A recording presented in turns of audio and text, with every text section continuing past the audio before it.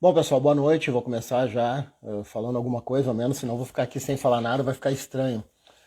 Hoje a gente está aqui no canal para bater fazer um bate-papo, né, bem descontraído, com esse tema singular, a gente pode dizer, que é a psicopatia ou transtorno antissocial. Para esse bate-papo aqui eu vou trazer um grande amigo, vou convidar um grande amigo de infância, de escola do Rondon, né, Marechal Rondon em Canoas, que é o Adriano Calbo. Agora eu só espero que ele me chame ali e peça para entrar. Vamos aguardar um pouco ali. Daqui a pouco ele entra. Sejam bem-vindos, quem está aparecendo, dando um alô ali. A Teia, o Eduardo Maia, o Jaime Seschini. Olha, grande presença, hein? Vamos esperar o Adriano Calbo. Onde está o moço? Ó, visualizar.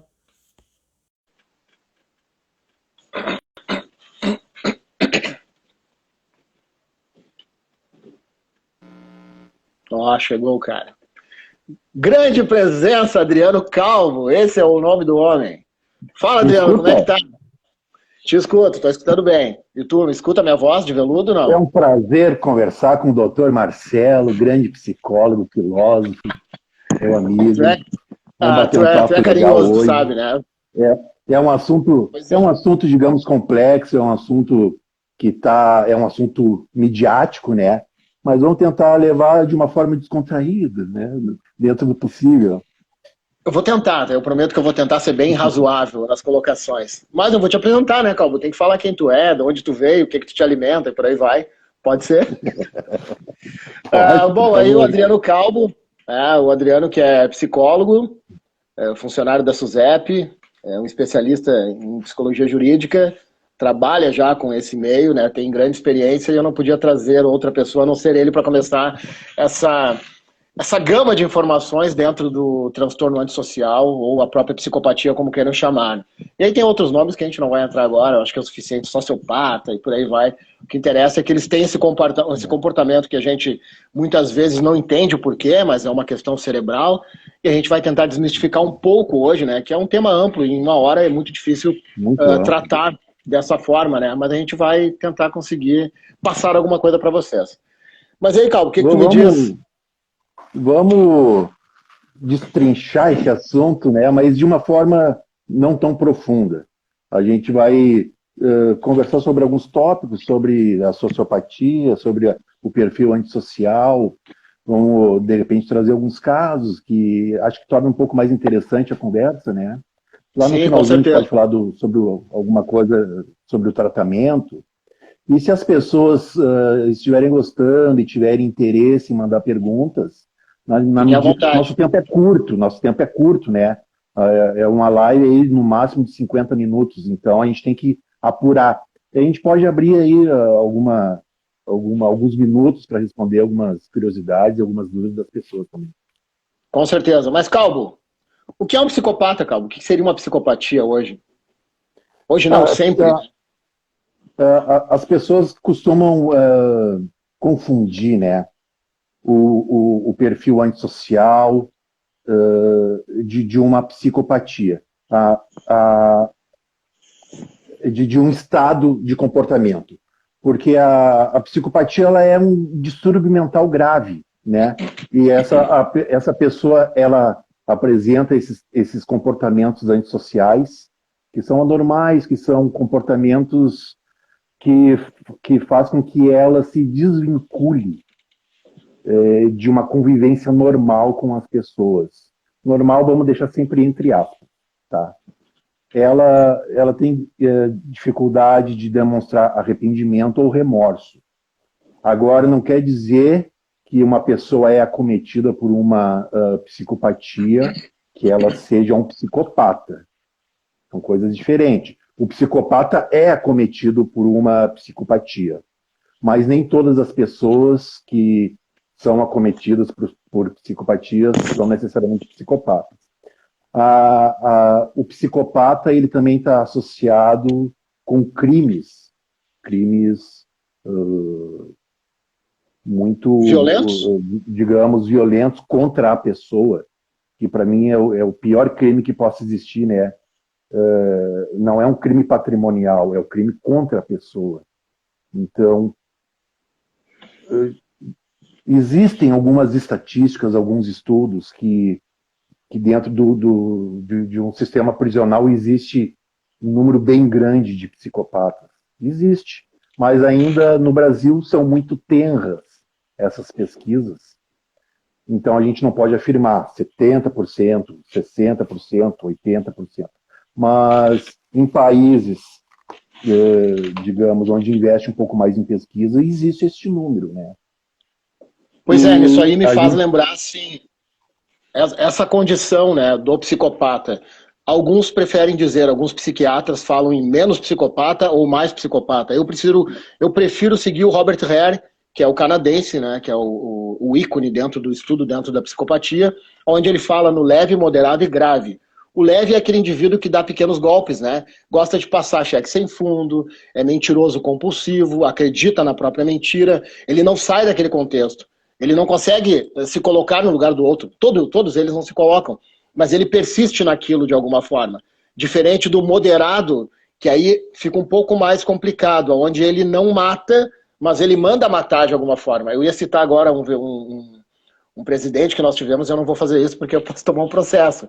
Mas lá no Maranhão ele apronta dessas. Ele pega e manda matar. Se a pessoa está atrapalhando o negócio, ele vai lá e fala, ó, mata esse indivíduo aí porque está incomodando. E já o psicopata grave, a gente pode dizer, é o assassino em série, o serial killer, como muitos gostam de falar, que aí são esses casos mais complicados, né? Eu não vou falar nem no Lázaro agora, porque, enfim, ainda eu prefiro esperar pegar o indivíduo para poder fazer uma análise. Mas aí eu posso trazer um Ted Bundy da vida, que é um clássico da psicopatia norte-americano, que matou 33 mulheres, ou o próprio Dahmer, que era um canibal, matou 19 garotos, ou o palhaço aquele, John Wayne Gacy Jr., que é um filme até o Gacy, eu tô com um livro aqui na minha frente, que é o Clone, muito bom. onde ele, né, ele tem toda uma característica, matou 33 meninos, se não me engano, né? Ele era casado, um homem acima de qualquer suspeita, ele tinha uma filha, mas ele tinha esse traço, né, muito forte, com essa frieza clássica onde ele já nasceu. Eu vejo que o psicopata clássico, ele nasce com essa condição de ter a frieza, de não se colocar no lugar do outro, né? O remorso para ele não existe, né? Você mente para alguém ou você faz um ato ruim, você vai se sentir mal em algum momento, né? Mesmo que você tenha dificuldade, tu vai sofrer com aquilo. O psicopata não sofre. Ontem nós estávamos conversando, né, que ele sabe a letra da música, mas não sabe a melodia. Um Eduardo e Mônica, eu que já tenho quase 50, né, vou lembrar do Legião Urbana, ele vai cantar um Eduardo e Mônica direto, né? Eduardo e Mônica um dia se encontraram sem querer e ele vai embora. Ele não consegue fazer Eduardo e Mônica, ele não sabe isso. Então muitos especialistas falam que não é culpa dele matar até. Ele não entende por que ele mata. O próprio Dahmer, quando ele estava sendo julgado, os pais juntos sofrendo, aquela coisa toda, ele naquela frieza. Eu lembro que o advogado olha para ele com uma cara assim, tipo, o que eu estou fazendo aqui? E o Dahmer fala, olha, eu faço, mas eu não sei por que eu faço. Né? Eu acho que eu tenho que ir preso, mas se me soltar, eu vou repetir os atos. E por aí vai, né, Calvo? Vou te passar a bola, senão eu não paro de falar. E este caso é muito sui generis, porque ele reconhece os comportamentos inadequados dele. O que não é uma característica, digamos assim, de uma pessoa acometida por este transtorno, né, antissocial e de um próprio psicopata. A pessoa comete os delitos, comete os crimes, e ela não tem culpa, ela não tem um remorso, ela não tem a noção, né, das leis, dos limites sociais, e ela não aprende com a repetição.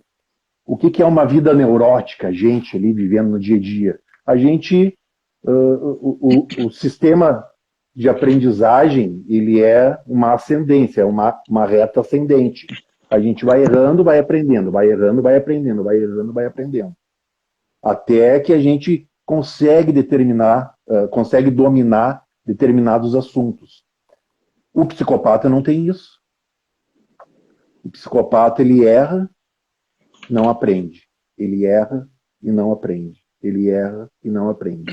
Então, a repetição não gera traços minômicos na consciência dele, a ponto de fazer ele não repetir determinado comportamento. Então, para ele, como ele age de uma forma muito impulsiva, que é um dos critérios diagnósticos, né, de uma psicopatia, é a pessoa ser impulsiva. Então, Calvo, deixa eu te interromper. O Maia, nosso amigo Eduardo Maia, está perguntando ali, ó, eles não geram atos que prejudicam a eles mesmos diretamente, somente aos outros, no caso, né? No que eu trouxe agora, o Dahmer estava preso já. Ele não tinha mais escapatória. Então também é uma forma de sedução, que eles são muito fortes nessa condição, né? O que o Maia traz ali, essa pergunta, o ato deles, eles querem prejudicar somente o outro. Eu ouso dizer que o Lázaro só vai ser pego quando ele quiser se entregar. Ele não vão conseguir buscar ele assim, tão facilmente, né? Enfim, tem vários psicopatas que levaram anos para ser o Zodíaco, né? Eu dei uma lida hoje. Esse cara aqui na época de 80, ninguém pegou ele morreu, ele debochou, porque eles debocham da polícia, eles têm esse prazer no perigo. Então ele vai lá e vai fazer, e vai aprontar, e vai tentar piorar o contexto. Então, assim, essa condição deles se prejudicarem, não. Eles são atores, aí tu pode confirmar até, eles fingem sentimento, mas eles não têm sentimento, eles vão prejudicar somente o outro. Eles sempre vão se defender. Eles mentem compulsivamente. Então, é um traço, né, da personalidade deles. Eles são mentirosos contumaz e eles têm um poder de convencimento muito alto, muito mais alto do que a gente. A gente, quando mente, todos nós mentimos, né? Mas quando a gente mente, a gente se sente culpado. Poxa, eu não deveria ter feito aquilo. Eu não deveria ter mentido. Por que eu menti? A gente fica se questionando, né? E chega uma hora que, por isso que diz aquele ditado, a mentira tem perna curta. A gente acaba se contradizendo, a gente acaba deixando pistas de que a gente mentiu. E a pessoa que tem este perfil antissocial, este perfil psicopata, ela, principalmente quando é um serial killer, o serial killer, ele seduz as suas vítimas, ele engana as suas vítimas, ele faz a pessoa acreditar que ele é uma pessoa que possa ser de confiança, a pessoa acaba se entregando para aquela pessoa lá, e enfim, ele vai ter o prazer dele, ele vai ter o gozo dele, de uma forma muito sádica, né? Ele não simplesmente mata a pessoa, ele mata com requintes de crueldade, todo o processo. E ele vai deixando pistas para a polícia, ou para a investigação, ou para a sociedade. Ele vai deixando pistas, porque aquilo ali tudo é um grande jogo para ele. Deixa eu te fazer uma outra pergunta aqui que entrou. Eles não têm o discernimento, a Teia está perguntando, mas o psicopata não tem o discernimento que errou, ele sempre acha que está certo, né? Ele não consegue encontrar erro no que ele faz. Não tem discernimento. Ele não tem isso. Então, na academia, a gente, enquanto aluno, né, a gente fica assistindo o professor falando sobre personalidade, transtorno de personalidade, quando entra na sociopatia, a gente fica realmente incrédulo como que pode existir pessoas assim, né? Pessoas que não sentem remorso, que não sentem culpa, que são dissimuladas ao extremo para conseguir usurpar o que eles querem, ou é um bem material, ou é um prazer sexual, ou é a própria vida daquela pessoa. E a gente fica assim, ó, na aula. Nossa, mas realmente elas são assim, e elas mentem tanto que elas acabam acreditando na própria mentira, né? Tem uma outra aqui, deixa eu aproveitar. Deixa eu aproveitar, Calvo, você vai passar, eu não tenho experiência nisso aqui. Não possuem filtro moral. A gente já diz, não tem nenhum filtro moral, eles não conseguem, né, discernir, separar. Aqui a nossa colega psicóloga também, a Graça está aqui. Um abração para a Graça. Né? Usam teatro, né, como sentimento para manipular, sim. Eles são teatrais, eles manipulam para alcançar o que eles querem na pessoa. Eu costumo dizer que o psicopata está atrás de 3 questões: poder, o status e o prazer do poder e o status que ele tem. Então ele vai fazer de tudo, ele vai fazer todo um teatro, ele finge sentimentos. Eu lembro da Ana Beatriz, que fala muito nisso, né? Cuidado com as pessoas que têm a palavra certa a todo momento. O cara nunca está de mau humor, ele te manda flores, manda chocolate. Não tem como alguém ser assim. Em algum momento do teu dia tu vai estar de mau humor, tu vai estar cansado, tu vai brigar com a esposa, com o namorado, enfim. Todos nós somos falhos em algum momento, né? E o psicopata não, ele não falha nunca. Eu costumo ver em alguns Deixa, momentos, né, deixa que eu as dar um pessoas exemplo. vão nessa vibe aí. Vai lá, vai lá. Deixa eu dar um exemplo sobre a teatralidade. Um psicopata comete lá o crime, comete o delito, mata, enfim, trucida, e é preso.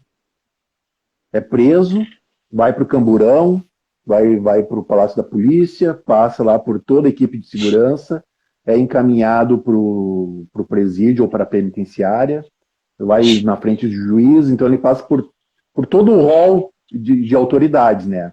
Como que ele passa? Ele passa desafiando, eu vou te matar! Quando eu for para a rua, tu vai ver! Não, ele não faz isso. O que ele faz? Ele chora. Ele faz um teatro. Eu não sou culpado, ou não foi por querer, eu amava ela. Então ele faz as pessoas terem pena dele. E aí a gente pergunta assim, tá, mas isso é a exceção ou é a regra? Segundo, né, os referenciais bibliográficos, as pesquisas, é a regra. Então a gente está falando da regra. E, então essa questão da dissimulação, que é o que a gente fala, né, e é também para ele tentar se safar. Ele vai se safando. E no momento que ele é descoberto, que ele é confrontado e que é descoberta esta dissimulação ou esta teatralidade, aí já é como se ele tirasse a máscara, assim, né? Já fica uma pessoa extremamente agressiva e desafiante, e aí já dobra a aposta e vai até o final. Então Pois é, realmente é perigoso este momento da queda da máscara. Deixa eu só fazer um parênteses, que eu ia falar no final vai isso, lá. mas eu vou enganchar agora.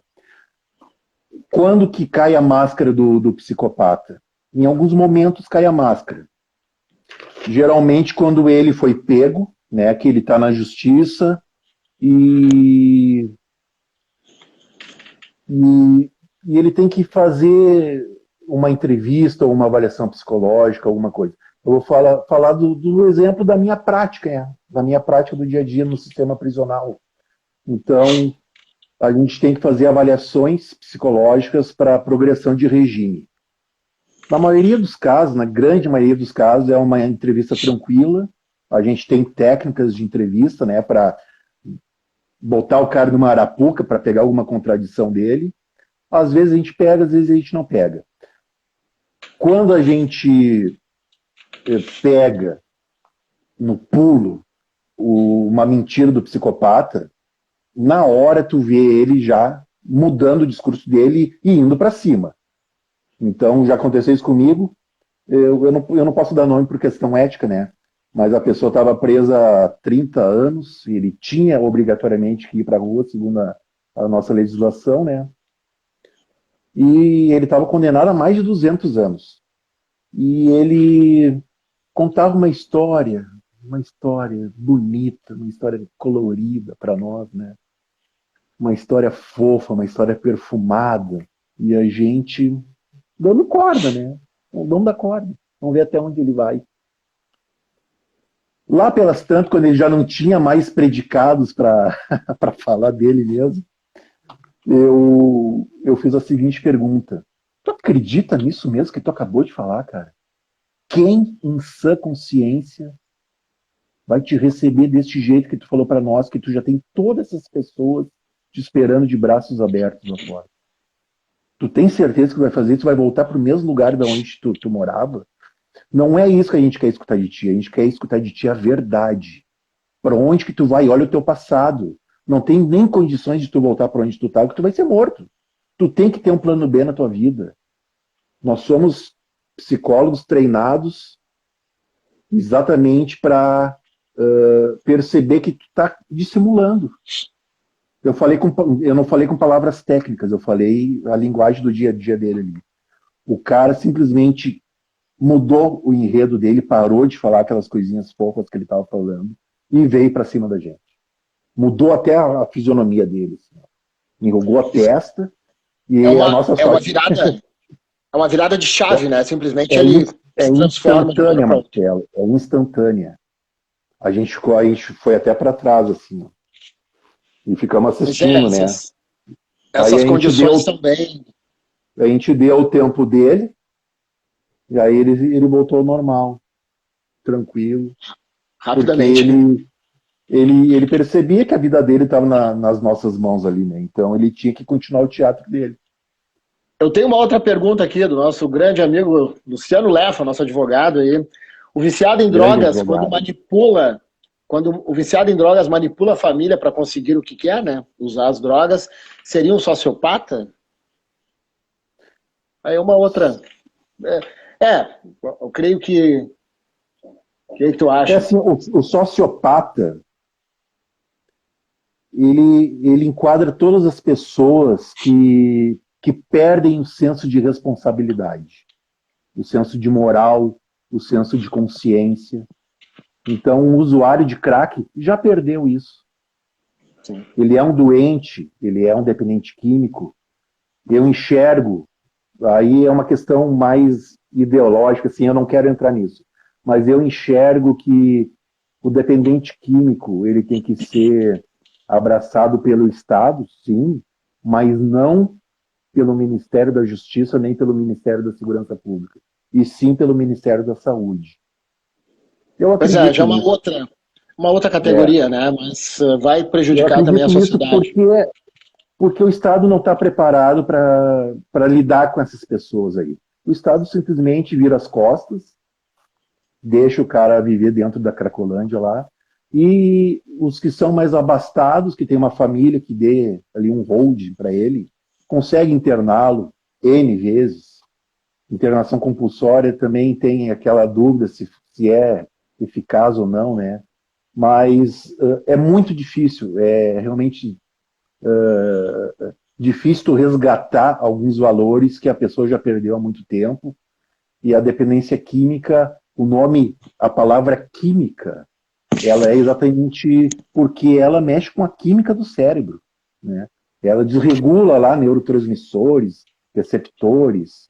Então, eu já cruzei com alguns dependentes químicos e eles, em tratamento, e eles falam assim, mas eu não sou dependente químico. Tu não é dependente químico? Fale mais sobre isso. Como assim tu não é dependente químico? Tu é usuário de tal substância. Não, mas eu fumo só maconha. Maconha não é droga, maconha é natural. Eu Então escutei. eles têm essa ilusão de que por ser uma planta que não é química, que química é aquela Natural. coisa que tu faz no copo de Becker, põe éter, para eles é isso que é o químico, né? Não, não é isso. Eu Aí a lembro gente do tem que fazer hospital, a gente tem que fazer uma psicoeducação com eles, né? para eles entenderem, né? Eu lembro do hospital uma vez que eu peguei um usuário, era uma mulher até, e ela disse assim, não, eu uso só para maconha recreativa. Até nós fomos atrás desse termo, né? Tá no meio deles, e realmente estava, não sabia. Maconha para uso recreativo. Era só fim de semana. E aí, quer dizer, né? A gente tem aqui uma outra pergunta do Jaime Seschini, ó, aí, o Rondon em peso aí, ó. Penso que às vezes não se trata apenas de crimes hediondos, brutos, mas a manipulação no meio profissional com pequenas trapaças também é um traço, embora menor. Aí seria o psicopata leve, né? Que nunca vai matar alguém, mas vai prejudicar muita gente. Muito boa essa pergunta do Jaime, porque nem todos os psicopatas são bandidos. Nem todos os psicopatas eles delinquem. Existe o psicopata que consegue se sociabilizar, existe o psicopata que consegue casar, consegue constituir uma família, mas ele não deixa de ser um psicopata. Ele sabe disso. Ele sabe que ele tem aqueles traços de personalidade e, de alguma forma, ele tenta segurar esses ímpetos dele. Então ele já sabe prever os sinais que o corpo dele vai dando, que a mente dele vai dando, e ele luta contra aquilo. É raro, mas acontece. Então, a pessoa, ela muitas vezes sabe que ela é desse jeito, já fez delitos, mas não foi pego. Ele está em liberdade porque ninguém viu ele cometendo tal. Tem até um filme sobre isso, né? Um cara que era chefe de família, um cara exemplar, um CEO de uma grande empresa, e era um serial killer, e nunca foi pego. Foi pego só no final do filme. Então existem essas pessoas aí. Não vou lembrar, eu acho que eu sei quem é. Eu não vou lembrar o nome agora, é muita coisa. Tem uma outra aqui, Calvo, Patrícia Almeida. É possível afirmar que a experiência punitiva é sempre ineficaz para fins de recuperação de quaisquer destes indivíduos? Na verdade, Patrícia essa Almeida pergunta... é a nossa colega psicóloga? Não, é outra. Esse ponto entra naquela condição do psicopata, quando ele entra no presídio, ele vai procurar Deus. Ele procura religião, ele anda com a Bíblia embaixo do braço. O que eu vou trazer na minha experiência de literatura é que ele vai se adaptar ao meio, mas no momento que soltar, ele vai começar a refazer todos os crimes que ele fez. Ele é irrecuperável. O psicopata clássico é irrecuperável. Ele não tem... o tratamento para um psicopata é algo que não vai ter eficiência. Não tem como tratar, é uma questão cerebral e não tem como fazer uma cirurgia no cérebro que ele vai mudar, ele vai seguir sempre. Eu tenho aqui aquele filme, esse livro aqui é filme também, mas ele não é história real, né? Mas é uma literatura bem interessante que é, precisamos falar sobre Kevin, o sofrimento dessa mãe, ver o filho, furou o olho da irmã, matou uma galera no final do filme, lá no final não, no meio do filme mesmo, por prazer, pela maldade, ele tinha prazer em ver a mãe sofrer. É um menino irrecuperável. Os pais se separaram, o pai foi para um lado, eu não lembro se ele matou a irmã, e a mãe sofria, mas mãe é mãe, a gente sabe, né? Ela vai defender o filho. E ela sabia que o filho era irrecuperável. Então, todo psicopata não tem recuperação. Punir ele não adianta. Ele pode ficar preso 30 anos, como nós temos aí o bandido da luz vermelha, saiu, os caras mataram. Nós temos o Chico Picadinho, Francisco, que é brasileiro, ficou preso 30 anos, não liberaram, está há 42 anos preso, se não me engano, ele já passou do limite de 30 anos, porque ele deu um pequeno... Ele teve um deslize na fala dele. Quando perguntaram a ele assim, se tu pudesse voltar ao passado e tentar modificar alguma coisa, o que tu faria? E aí ele se empolgou e falou que faria tudo melhor para não ser preso. Ali os caras disseram que não, tu não vai soltar. Ele fez direito na prisão, ele é formado em direito para tentar se defender. Por que eles fazem direito? Por que o Ted Bundy era formado aí, Calvo, entra nós, formado em psicologia e quando foi preso fez 6 semestres de direito para se proteger. Ele dispensou o advogado dele, ele não acreditava no advogado, porque eles não acreditam em ninguém, eles acreditam neles. E aí essa condição da punição para o psicopata não é recuperável. A gente pode dizer, até a Ilana Casoy, também uma especialista, fala muito sobre isso. Entre o Guido Palomba, que é um psiquiatra famoso no Brasil, acho que a autoridade no Brasil é ele hoje, nessa condição. Então essa condição não tem como recuperar. A princípio eu acho isso. O que tu acha, Calvo? Eu concordo contigo, apesar de existirem tratamentos. Existe o tratamento para o psicopata? Existe. Mas são tratamentos paliativos. Ele tem aquela carga genética, né, inata. A psicopatia ela é inata, nasce com a pessoa. E ela tem a experiência do fator ambiental que disparou vários gatilhos nele. E fez disparar essa psicopatia dentro dele. Mas não é do dia para a noite. A psicopatia ela começa a aflorar na criança. Então, a criança ali com 2 anos, ela já tem alguns comportamentos, digamos, opositor, desafiante com os pais. Aquela criança que retruca os pais, aquela criança que maltrata animais, aquela criança que briga na escola em demasia. Então, este olhar clínico, né, digamos assim, ela tem que ser vista desde o início. Por isso que é muito importante em clínica o treinamento de pais. Se aparece na clínica, eu sei que tem muitos profissionais da saúde mental aqui assistindo essa live, se aparece no seu consultório, no seu setting terapêutico, um caso de criança com transtorno de conduta ou com transtorno desafiante opositor, leve em consideração, lance em mão do treinamento de pais. Esses pais têm que serem treinados. Existem técnicas para a gente conseguir minimizar este comportamento da criança. E existe a parte medicamentosa também. Seria legal se o Jaime entrasse nessa live aqui mais adiante. O Jaime é um farmacêutico muito capacitado, ele poderia falar sobre essa parte dos psicofármacos. Tá aí, Jaime. Tá assistindo a nossa live, né? Agiliza. Calbo, tem um outro aqui, o Cláudio está aqui. Cláudio, nosso colega de Rondon também. Grande Cláudio! Como o sistema penal brasileiro lida com esses casos? A gente pode falar melhor que eu. Cláudio, eu sou pago pelo Estado para fazer tratamento penal. Eu sou do braço da segurança pública do Estado, mas eu não sou da repressão. Eu sou do tratamento penal. Então eu pego essas pessoas através de várias e várias entrevistas. A gente levanta um perfil dessas pessoas, né?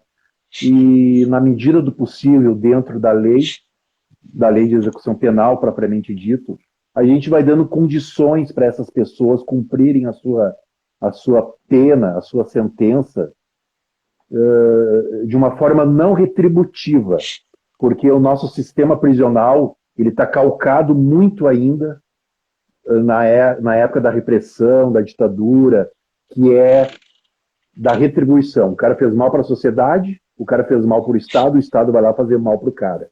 Então esse cara vai ficar sem um atendimento básico de saúde, esse cara vai ser maltratado, esse cara vai ser torturado, este cara, em alguns casos, vai ser morto dentro do presídio, mas a sociedade não se dá conta de que a nossa lei ela não tem pena de morte e ela não tem prisão perpétua. Essa pessoa vai retornar para a sociedade.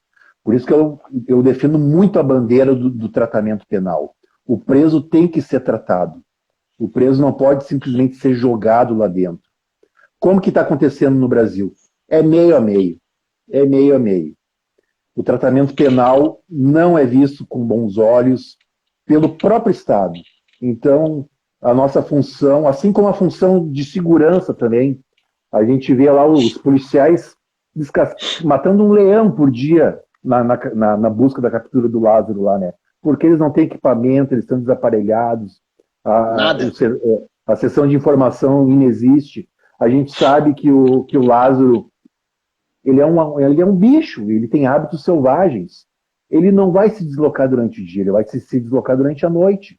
Durante o dia ele fica intocado, ele nunca vai ser achado. E durante a noite, que é o momento que ele se desloca, o que a polícia deveria ter minimamente? Um óculos de visão noturna para achar esse cara aí, né? Os helicópteros deveriam ter aquelas câmeras, não tem nada, cara. Sabe quando vão achar esse cara nunca? Então, o trabalho de tratamento penal do Brasil segue a mesma lógica. Está desaparelhado, tem poucos profissionais. Muitas vezes, a própria equipe de trabalho de segurança não vê com bons olhos o trabalho de um psicólogo, o trabalho de uma assistente social, o trabalho de um advogado, porque o advogado também é tratamento penal lá dentro, né, do sistema prisional. Então, no Brasil, tratamento penal precisa ser aparelhado, precisa ser revisto. Assim como as escolas. Não existe psicólogo hoje na escola, não existe uma lei que faça com que tenha uma cota de psicólogos dentro da escola, né? Ou já tem? Acho que não tem, né? Não tem. Não tem. E é ali onde a criança está se desenvolvendo, é ali que precisa ter um olhar profissional em cima de cada de uma daquelas crianças ali da escola, porque a gente consegue detectar de uma forma muito tenra esses problemas mentais e levar para um tratamento. Mas no Brasil, infelizmente, as pessoas vão se criando de qualquer jeito, com transtorno mental, a família não entende, a família expulsa de casa, o cara vai para o mundo e começa a fazer mal e cai no sistema prisional. E o sistema prisional também não está aparelhado, para fazer um bom tratamento com aquela pessoa. E aí acaba virando uma bola de neve, é um ciclo vicioso que se repete. É uma repetição.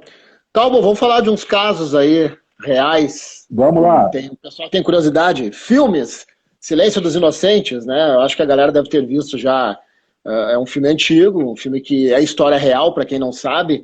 E, na verdade, é um filme que inspirou o Hitchcock, onde ele fez o Psicose, né, do Norman Bates. Depois nós tivemos Bates Motel. Esse eu não olhei, eu preferi ficar somente com o preto e branco do Hitchcock. E o Silêncio dos Inocentes também. O cara é chamado Ed Gein, é uma história real onde ele matava as pessoas, ele matou a própria mãe dele e ele retirava a pele das pessoas para fazer sofá, abajur, que é o que a gente vê no Silêncio dos Inocentes. Aquilo é história real.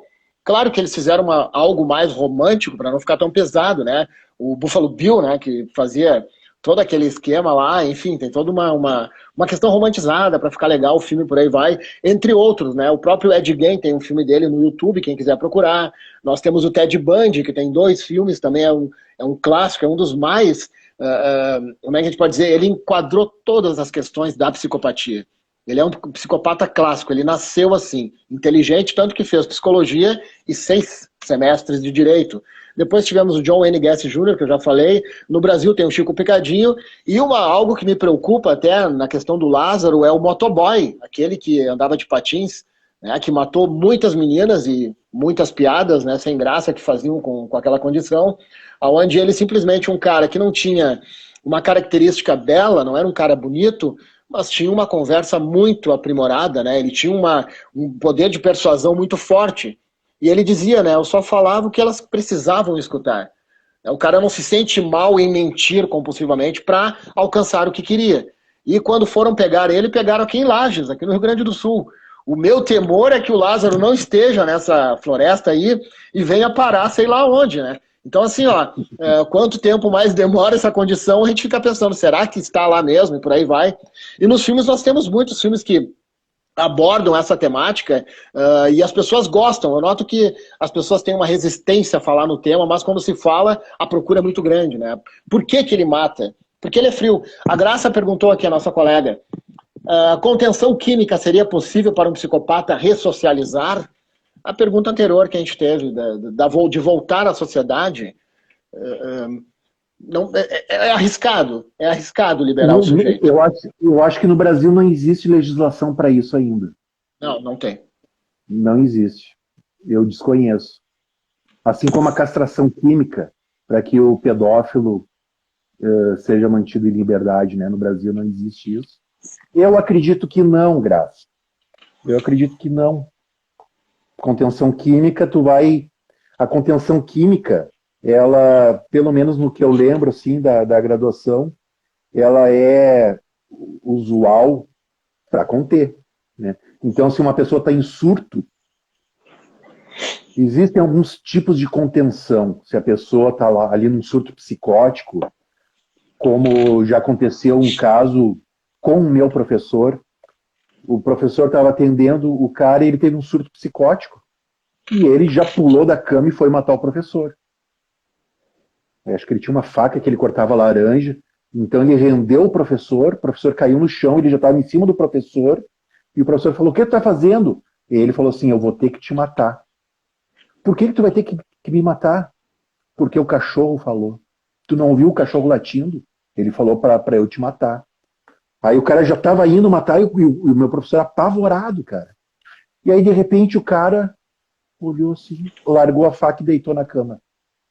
Aí o cara assim, se levantou, chamou, né, o pessoal, a equipe, né, de saúde, os enfermeiros, os técnicos, me ajudem aqui. Aí contiveram o cara.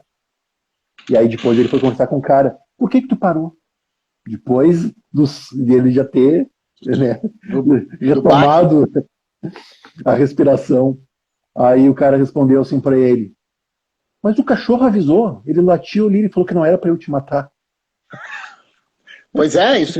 As pessoas têm dificuldade, né, de entender isso. Então, pessoas assim que têm um risco, o risco tem que ser avaliado sempre tem que ser avaliado. Tanto lá no meu trabalho, no sistema prisional, eu sempre estou avaliando o risco. Eu vou algemar o cara para frente, eu vou pedir para algemar o cara para trás, eu vou atender ele sem algemas, eu não atendo ninguém sem algemas, porque eu sei dessa condição. Eu tenho colegas que atendem sem algema. Mas, enfim. Então, a contenção, ela pode ser uma contenção física, tu vai amarrar a pessoa, tu vai botar ela atrás de uma grade, pode ser uma contenção verbal, tu vai conversar com a pessoa, por favor, não faça isso, tua mãe, tua filha, não sei o quê, e tu consegue conter a pessoa, ou uma contenção química. O cara tá ali num surto que vai fazer mal para ele ou a outrem, toca ali um remédio nele e capota o cara. O Aldol. Isso não qualquer coisa, alguma coisa para derrubar o cara, porque senão o cara vai matar alguém ou vai fazer mal para alguém ou vai fazer mal para ele. Não necessariamente matar. Então, nesses casos, a contenção ela é muito bem-vinda. Muito bem-vinda. A Luciana Nunes está perguntando, o Chico, deve ser o Chico Picadinho, né? Esse nome não me traz assim, eu acho meio pesado. Sim, Luciana, se é o Chico Picadinho, continua preso e deve ficar preso, não vai ser liberado, tá? Já está com 72 anos, se não me engano. Concordo com o psicopata ter direito do ir e vir. Quem é que está falando? Ellie Miller. Concordo, psicopata tem ter direito do ir e vir. Suspensos, não, concordamos também, com certeza. Para sempre, sim, para sempre. Senão, de repente, né, uma cadeira elétrica rola também. Estou sendo cruel agora. A gente não pode generalizar, né?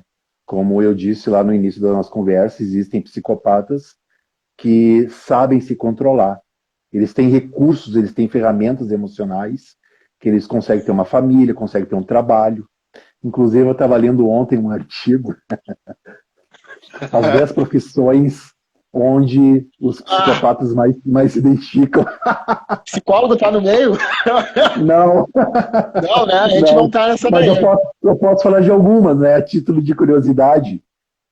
Só para elucidar isso que o Miller falou, que os psicólogos, que os psicopatas estão na sociedade, né? Eles não estão só no presídio. Então, nesse artigo específico que eu li, não sei se a realidade do Brasil é um artigo em inglês.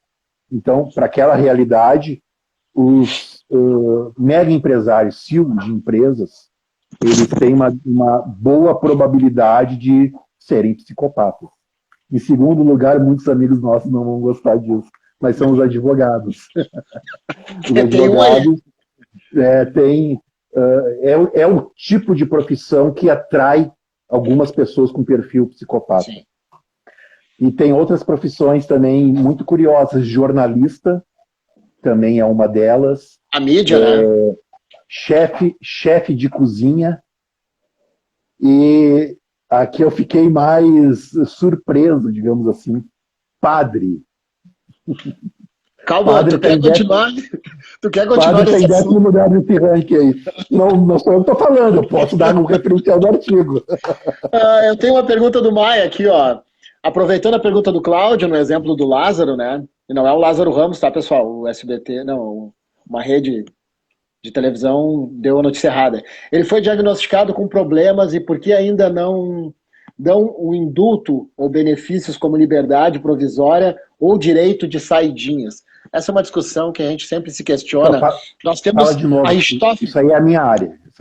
Fala tá, de novo. Aqui, por que o Lázaro, tá? No exemplo do Lázaro, ele foi diagnosticado com problemas mentais, né? E por que ainda dão indulto ou benefícios como liberdade provisória ou direito das velhas saidinhas? Podemos falar sobre isso. Vamos tentar eu lembro da Richthofen. Eu lembro da casa Vamos Richthofen. tentar responder de uma forma que a gente não se comprometa com ninguém, tá? Pois mas o caso do Lázaro, ele teve uma avaliação psicológica com psicólogos, com assistentes sociais, e ele teve o laudo de inapto para progressão de regime e sugeriram, durante 1 ano, tratamentos específicos para ver se ele teria condições de progredir de regime, de sair do regime fechado para o regime semiaberto. Por algum motivo, alguém que tinha tinta na caneta foi lá e, que não foi a equipe de saúde mental, foi a equipe da justiça, botou ele para progressão de regime.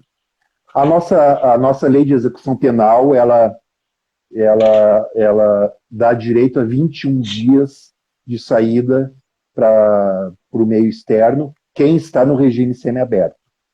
Então, por lei, por direito, o Lázaro indo para o semiaberto, ele teria direito de gozar esses 21 dias. Todos que estão no semiaberto têm direito. E fica a critério do diretor da casa prisional quais dias que essa pessoa vai sair, né? Então, de uma forma lógica, o diretor da casa prisional costuma botar esses 21 dias ao longo do ano. Então ele põe, por isso que a gente fala saidinha de Natal, saidinha de Páscoa, saidinha de Dia das Mães, Dia dos Pais, porque ele tem que pegar esses 21 dias que está na lei de execução penal e ir dividindo pelos dias do ano. Então ele põe em datas especiais, exatamente para a pessoa visitar sua família, se ressociabilizar. É um meio, é uma ferramenta de ressociabilização, esses 21 dias, que funciona. Aí é que está o grande paradoxo da questão, porque funciona. Mas o que acontece, cara? Acontece que os casos que não funcionam ganham muita mídia. É o cara que fugiu, é o cara que saiu para roubar, é o cara que saiu e não voltou mais, é o cara que saiu e cometeu um homicídio e se escondia, não sei o quê. Então, esses casos ganham muita mídia. Então, lá no início da nossa conversa, eu falei assim, eu quero conversar da regra e não da exceção. O Lázaro foi uma exceção. Não era para ele ter saído, porque ele tinha um laudo psicológico escrito que ele não era apto para ir para a sociedade. Alguém caneteou e ele foi. Enfim, acontece, né? É falha no nosso sistema jurídico. Aconteceu uma quebra de elo aí nesse processo. Aí vem a complexidade do ser humano, né? Cada pessoa é una. A gente não vai ser igual, ninguém é igual. Até os gêmeos não são iguais, eles são parecidos. E tu não sabe o que passa pela cabeça de alguém. Até uma pessoa que está ao teu lado e tem um surto, tu não sabe do que é aquele surto. De uma hora para outra modifica. Eu vou lembrar desses casos, tipo a Suzane Richthofen, né, que é uma famosa no Brasil, que matou os pais, manipulou o namorado, aquela coisa toda. Depois, quando é preso, já acaba toda a situação, o amor termina, né, porque ela mostra a face dela. Esse menino agora, que eu não vou lembrar, eu não estou acompanhando, que acabou morrendo, espancado, se não me engano, pelo padrasto, ali a condição da mãe, a frieza em ficar ao lado de uma pessoa que matou o filho dela, eu questiono mais a mãe nessa frieza do que o cara que acabou espancando o menino. Né? A frieza da mãe de continuar apoiando quem tirou a vida do filho, eu vejo eu não vou categorizar, mas eu questiono sim a mãe. É muito questionável, uma avaliação seria bem interessante. Eu ainda não vi mais nada sobre o caso, enfim, mas tem traços, né, bem fortes ali de frieza e falta de remorso. E por aí vai, né? São tantos casos que nós temos, para esmiuçar isso daí vai longe. Eu acho que era o Einstein que tinha esta frase que existem duas coisas infinitas no mundo, né? O universo e a bestialidade humana. Eu não sei se era o Freud ou se era o Einstein, eu acho que era o Einstein. Eu acho que é o Einstein, Freud eu não lembro. É o Einstein, né? Então ele falava isso, existem duas coisas infinitas no mundo. O universo é infinito e a bestialidade humana é infinita. E é bem isso aí mesmo, cara. O ser humano é infinito. A bestialidade, a capacidade de fazer o mal, lógico, dentro deste quadro de psicopatia, né? Do sociopata. Sim. Porque uma pessoa neurótica tem os seus freios morais. E esses casos aí, realmente, a gente não sabe aonde é o limite do cara. Ou dessa mãe, ou dessa mulher. Pois é bem complicado. Calma, como é que estamos de tempo aí, Marcelo? 10 minutos apenas para concluir, antes de 1 hora. Passa rápido. Vamos chamar nosso amigo Jaime, se ele estiver na área aí. Ô, Jaime. Jaime, pede para entrar aí, Jaime. Não pede para sair, para a gente poder colocar e falar um pouco sobre os fármacos, né? O que dá para fazer com com as medicações e a contenção química do assassino em série. Enquanto o Jaime não entra, deixa eu ir falando rapidinho do tratamento, que em crianças a gente pode diagnosticar o transtorno desafiante opositor. Então, eu enxergo na clínica muito fundamental o tratamento de pais, porque esses pais eles têm que falar uma língua que a criança entenda. Eles não podem educar essa criança com repressão, né? Ou com a falta da repressão. Tem que ter um equilíbrio, né? Conforme for o transtorno dessa criança. Então, os pais têm necessariamente que estar dentro deste tratamento. Psicoterapia cognitivo-comportamental funciona bastante, né? Ocasionalmente, para casos um pouco mais graves, internação. Essa criança, esse adolescente precisa ser internado, né? E com jovens ali, púberes, de 12 a 15 anos, é usado também o manejo de contingências, né? Não se usa o manejo de contingência com crianças, porque as crianças ainda não têm as ferramentas interpretativas, né? Elas ainda não sabem decodificar os códigos da inter-relação pessoal. Então, acaba sendo prejudicado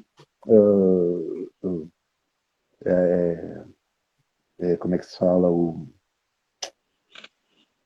As habilidades sociais, né? Então, essas crianças precisam de tratamento, precisam de psicoterapia, precisam de fármacos, em alguns casos mais graves, e precisam também dessas internações. Isso aí a gente pode lembrar que a psicopatia não pode ser diagnosticada em menores de 18 anos de idade, é somente a partir dos 18.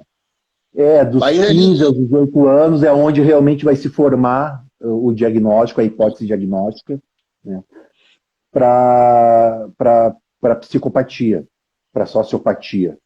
Então, antes disso, a gente não chama uma criança de psicopata de forma alguma. Sociopata. Então, essa criança ela vai ter um transtorno, né, desafiante opositor, vai ser um púbere com desvio de conduta, vai ser um adolescente que vai ter essas questões relacionadas ao comportamento e aos limites e às regras. E os fármacos são muito bem-vindos, né, nesse tratamento para organizar essas questões químicas do cérebro, porque a palavra ela tem poder. A terapia da palavra, tu vai conversar com as pessoas, tu vai conseguir ressignificar muitas coisas. Mas, como é um caso muito complexo, vai precisar necessariamente de uma medicação também. Vai precisar trabalhar este manejo de contingências, que eu não vou me aprofundar aqui. As pessoas depois colocam no Google, ver o que é. E muito trabalho de habilidades sociais, porque o que falta para uma pessoa que é acometida por este transtorno são habilidades sociais. Habilidades sociais são as ferramentas que fazem com que a gente se socialize. Então, o sociopata não tem isso.